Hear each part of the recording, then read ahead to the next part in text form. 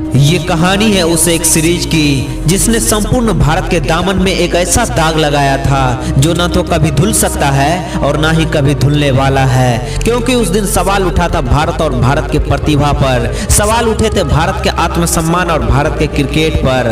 दरअसल ये कहानी शुरू होती है साल 2018-19 के बॉर्डर गावस्कर सीरीज से, जब इंडियन टीम ने पहली बार कंगारुओं के धरती पर अपना परचम लहराया था। लेकिन इस जीत पर दुनिया को बिलीव नहीं था और ऐसे ही हालात में कहा जाता है कि इंडियन टीम ने ऑस्ट्रेलिया के बी टीम को हराया है। टीम इंडिया पर कलंक लगाया जाता है कि भारतीय टीम ने ऑस्ट्रेलिया के अनुभवहीन टीम को हराया है, कंगारुओं की एक ऐसी फौज को हराया है जिसमें उसका प्रमुख सेनापति स्टीव स्मिथ और डेविड वार्नर नहीं थे। लेकिन अब वक्त बदल चुका था, अब स्टीव स्मिथ भी थे और डेविड वार्नर भी थे।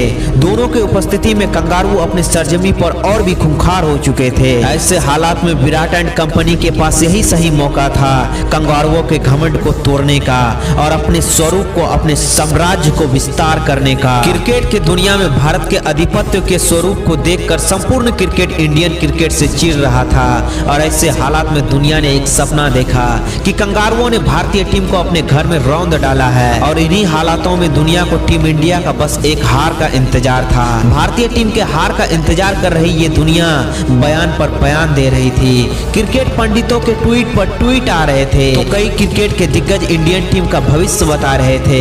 कोई कहता 4-0 से भारत की हार होगी तो कोई कहता ऑस्ट्रेलिया इस सीरीज पर एक तरफा कब्जा करेगी, भारत ऑस्ट्रेलिया के सामने घुटने टेक देगी। और उसके इस अखंड आत्मविश्वास का वजह था भारतीय शेरों का कंगारुओं की धरती पर होना, एक ऐसी धरती पर होना जहां कंगारुओं को हरा पाना लगभग नामुमकिन था। कुछ ऐसे ही हालातों में लिखी जाती है एक सीरीज की कहानी। नमस्कार दोस्तों, आप देख रहे हैं क्रिकोपाजी के एक स्पेशल एपिसोड, कहानी टीम इंडिया के सबसे बड़े कलंक की। सीरीज प्रारंभ होने के प्रारंभ से ही तय था कप्तान विराट कोहली सीरीज का पहला मैच खेलकर निजी कारणों के चलते भारत वापस आ जाएंगे। यानी इंडियन टीम विराट कोहली के कप्तानी में सिर्फ एक मैच खेलने वाली थी।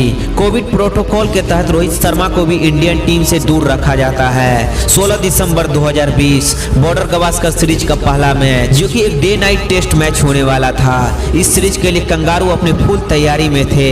उसका आत्मविश्वास अपने चरम पर था क्योंकि kangaroo pink ball test match में अपराजय सर्वशक्तिमान थी।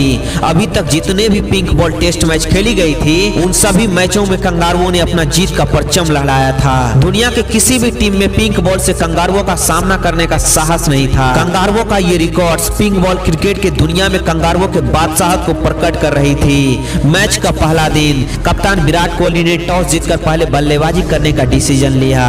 रिपोर्ट के मुताबिक हिटमैन टीम इंडिया से बाहर थे और उनकी जगह पर पृथ्वी शॉ को मौका दिया गया।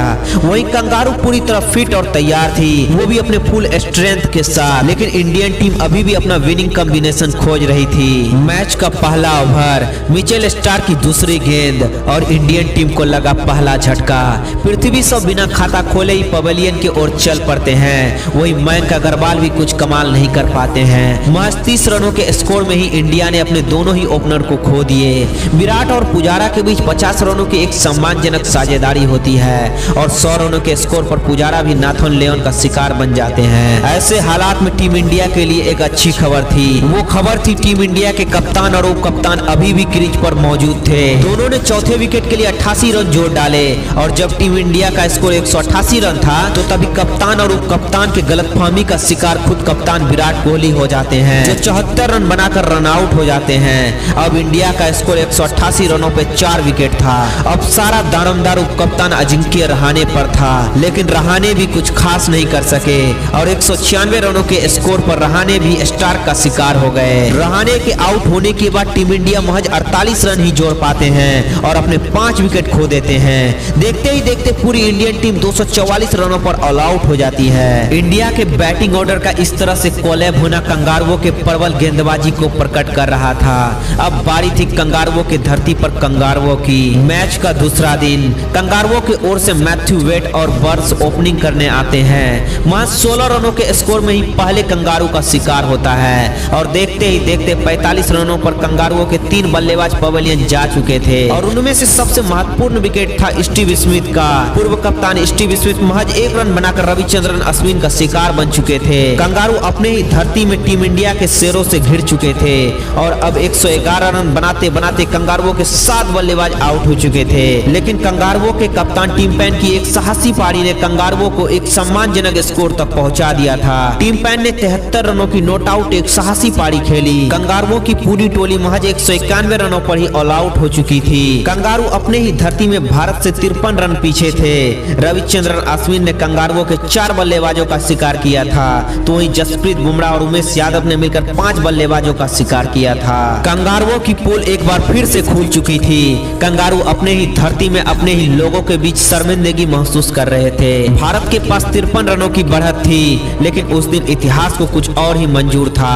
कुछ ऐसा मंजूर था जो ना तो कभी इतिहास में हुआ था और ना ही कभी होने वाला था, जिसकी गवाही स्वयं इतिहास देने वाला था, जिसका साक्षी स्वयं इतिहास था, जिसकी ना तो किसी को उम्मीद थी और जिसकी उम्मीद ना तो कोई करने वाला था। पृथ्वी शॉ लगातार दूसरी पारी में भी फ्लॉप रहे और महज 4 रन बनाकर अपना विकेट फेंक दिए।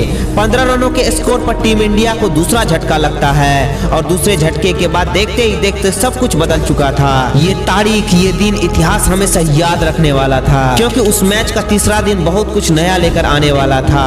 उस दिन ना तो विराट का बल्ला चला और ना ही साहा ने साहस दिखाया, ना ही रहाणे ने रहम खाया और ना ही मयंक ने उग्र रूप दिखाया। देखते ही देखते इंडियन टीम 26 रनों पर अपना 6 विकेट खो देती है। उस दिन जो भी आता वही चला जाता। उस दिन टीम इंडिया का कोई भी बल्लेबाज दाही का आंकड़ा भी पार नहीं कर पाया था। पुजारा की दीवार खोखली हो चुकी थी, विराट से विश्वास उठ चुका था, रहाणे में रहम नहीं था। क्रिकेट के धरती में उस दिन सरेआम इंडियन टीम शर्मसार हो रहा था। पिछले 2 दिनों की मेहनत 2 घंटे में खत्म हो रही थी। कंगारुओं का ये पलटवार टीम इंडिया के लिए असाधारण था। देखते ही देखते पिछले 2 दिनों की कहानी पूरी तरह बदल चुकी थी। जिस मैच में टीम इंडिया हावी थी, उसी टीम इंडिया पर कंगारू हावी हो चुके थे।